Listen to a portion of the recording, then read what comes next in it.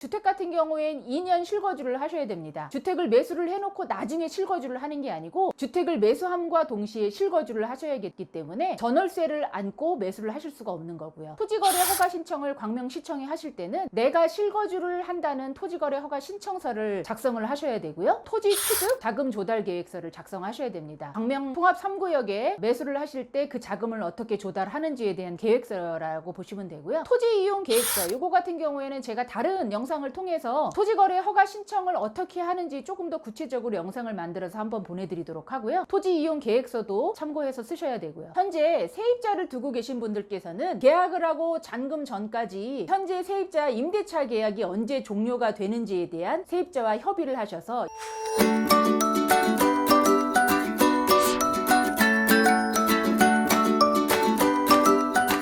이번 정차할 곳은 광명사거리역 10번 출구, 광명사거리역 키움부동산입니다.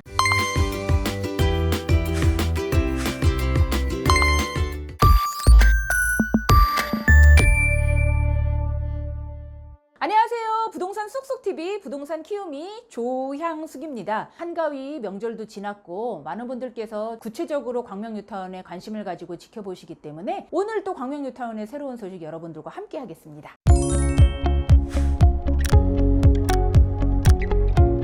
요번에 여러분들과 함께 할 소식은요, 통합 3구역에 대한 소식인데요. 공공재개발 정비구역을 위한 동의율을 50%를 달성해서 동의서를 접수를 했다는 그 소식 오늘 여러분들과 함께 하겠습니다. 기분 좋고 반가운 소식이 들려왔습니다. 공공재개발 후보지인 통합 3구역이 정비구역 지정을 위한 공공재개발 동의율 50%를 달성을 하고 접수를 완료했다는 소식인데요. 2023년 9월 11일 날 추진준비위원회에서 50% 동의서를 LH를 통해 접수를 완료했다는 소식입니다. 그럼 여기서 광명 통합 3구역이 어디에 해당되는지 궁금하신 분들이 또 계셔서 제가 다시 한번 입지, 위치 설명해 드리도록 하겠습니다. 광명 3구역은 지금 영상에서 보시는 것처럼 광명 사거리역 북서쪽에 자리 잡고 있는 곳인데요. 광명 사거리역이 초역세권에 해당되는 곳입니다. 대상지를 보시면 지금 니은자 모양, 거꾸로 된 니은자 모양의 조 대상지에 해당이 되는데요. 2022년 11월 8일 날 공공재개발 후보지로 선정이 되면서 광명 통합 3구역의 주민들께서 지금 열심히 동의서를 진구를 하고 계셨다는 소식을 여러분한테 알려드리려고 하는 건데요. 통합 3구역의 공공재개발 후보지 선정은 2022년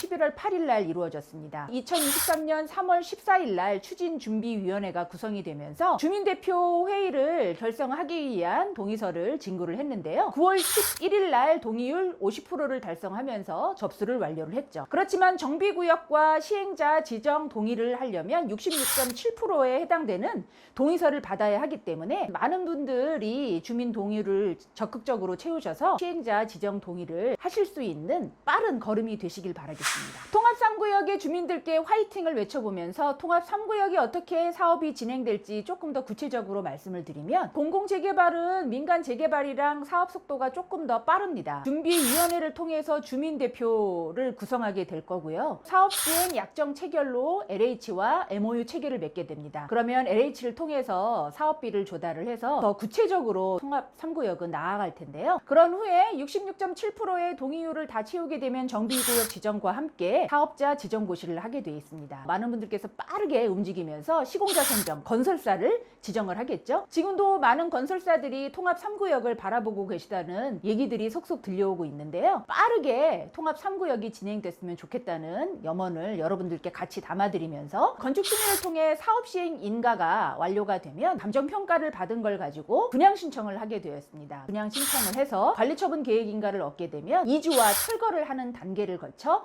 나중에 준공을 하게 되는데요. 민간 재개발보다 빠르게 진행된다고 하니까 통합 3구역의 주민들께서 많이 합심을 해서 빠른 검으로 나아가시길 바라겠습니다. 아직도 많은 분들께서 공공재개발에 대해서 낯설어 하시는 분들이 계셔서 공공재개발에 대한 장점 몇 가지를 말씀드리면 첫 번째로 용도지역 상향이나 또 용적률 완화가 있습니다. 2종 일반 주거지역에서 3종 일반 주거지역으로 그리고 3종 일반 주거지역에서 준주거지역으로 상향이 되면서 용도지역에 맞는 용적률이 완화가 되기 때문에 많은 세대수를 통해서 공급이 이루어질 거고요. 두 번째로는 민간 재개발에 비해서 아주 대폭으로 사업 기간이 단축이 됩니다. 공공재개발의 큰 장점 중에 하나라고 말씀드릴 수 있는데요. 세 번째로 안전적인 사업비 조달이 있습니다. 기본적으로 민간 재개발 같은 경우에는 조합이 사업비나 이런 것들을 조달을 해야 되기 때문에 많은 문제점이 있지만 공공재개발 같은 경우에는 공동 시행자인 LH를 통해서 사업비를 조달받기 때문에 조금 더 안정적으로 사업을 진행할 수 있다는 거고요. 마지막으로 분양가 상한제 적용 대상에서 제외가 됐습니다. 물론 지금은 광명이 투기과열지구가 아니기 때문에 분양가 상한제가 적용되지 않지만 나중에라도 다시 투기과열지구가 된다 하더라도 광명 통합 3구역 같은 경우에는 분양가 상한제 적용 대상에서 제외가 된다는 거죠. 공공재개발에 대한 걸 궁금해하시는 몇 가지 질문들이 있어서 다시 한번 말씀드리도록 할게요. 많은 분들께서 제일 많이 물어보시는 질문 중에 하나, 공공이라면 LH 아파트가 되는 건가요? 라고 물어보시는데요. 그렇지 않습니다. 공공이라고 하더라도 총회를 통해서 시공사를 선정을 하기 때문에 주민들이 원하는 건설사를 선정할 수 있다는 거죠. 현재 삼성물산의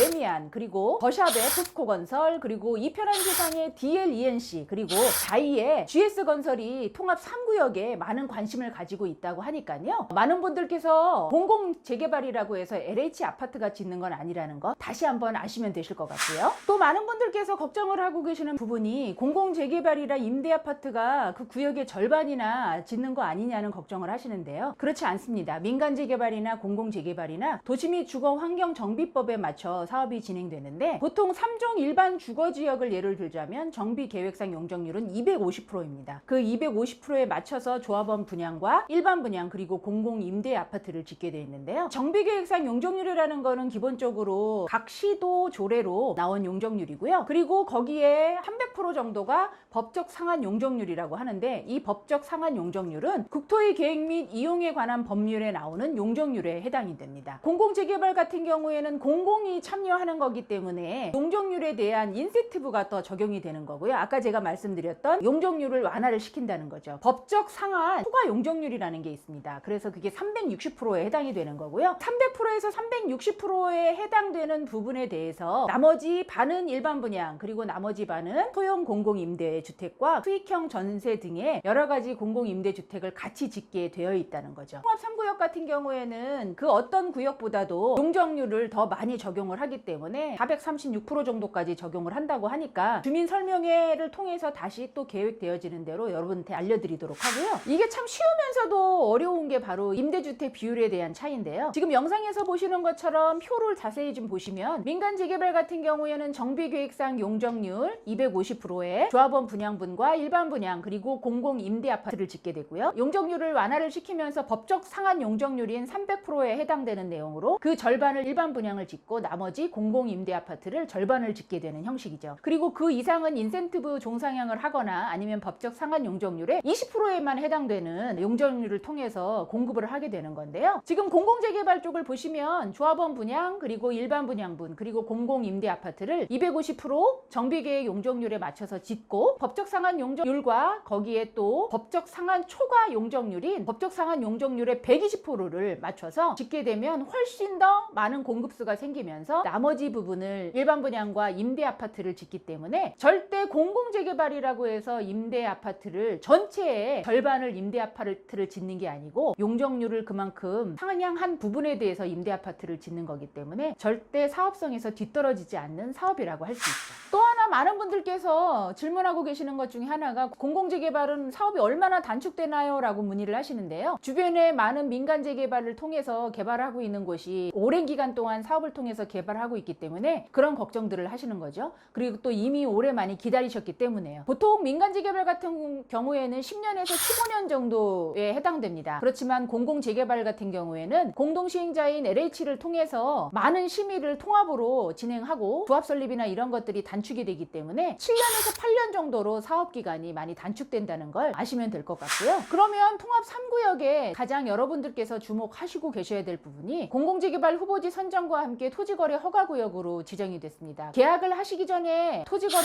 허가 신청을 광명시청을 통해서 신청을 하셔야 하는데요. 주택 같은 경우엔 2년 실거주를 하셔야 됩니다. 주택을 매수를 해놓고 나중에 실거주를 하는 게 아니고 주택을 매수함과 동시에 실거주를 하셔야겠기 때문에 전월세를 안고 매수를 하실 수가 없는 거고요. 토지거래 허가 신청을 광명시청에 하실 때는 내가 실거주를 한다는 토지거래 허가 신청서를 작성을 하셔야 되고요. 토지 취득 자금 조달 계획서를 작성하셔야 됩니다. 광명 통합 3구역에 매수를 하실 때 그 자금을 어떻게 조달하는지에 대한 계획서라고 보시면 되고요. 토지 이용 계획서 요거 같은 경우에는 제가 다른 영상을 통해서 토지거래 허가 신청을 어떻게 하는지 조금 더 구체적으로 영상을 만들어서 한번 보내드리도록 하고요. 토지 이용 계획서도 참고해서 쓰셔야 되고요. 현재 세입자를 두고 계신 분들께서는 계약을 하고 잔금 전까지 현재 세입자 임대차 계약이 언제 종료가 되는지에 대한 세입자와 협의를 하셔서 임대차 계약 종료 확인서까지 광명시청에 제출을 하셔야 됩니다. 토지거래 허가 신청이 조금 까다로울 수 있지만 제가 얼마 전에 3구역 매수를 해드리면서 직접 토지거래 허가 신청을 했기 때문에 그렇게 어렵지 않으니까 관심이 있으신 분들은 전화로 문의 주시면 되실 것 같고요. 그럼 많은 분들께서 지금 보고 계시는 통합 3구역의 매매가 얼마에 거래가 되고 있는지 그리고 어떻게 나와 있는지 말씀을 드리면 현재 다세대 빌라 대지 6평에 전용 15평 방 3개 욕실 반 지층이 매매 3억 5천에 나와 있습니다. 물론 3억 5천 선에서 다른 매물들도 여러 개 있고요. 다세대 빌라 대지 7평 그리고 전용 11평에 지상 1층에 방 3개 욕실 하나가 매매 4억 정도에 나와 있고요. 내부가 수리가 된지 안 된지에 따라서 조금 더 가격의 차이가 있다는 거 고려하시면서 통합 3구역에 관심 많이 가져주시길 바라겠습니다.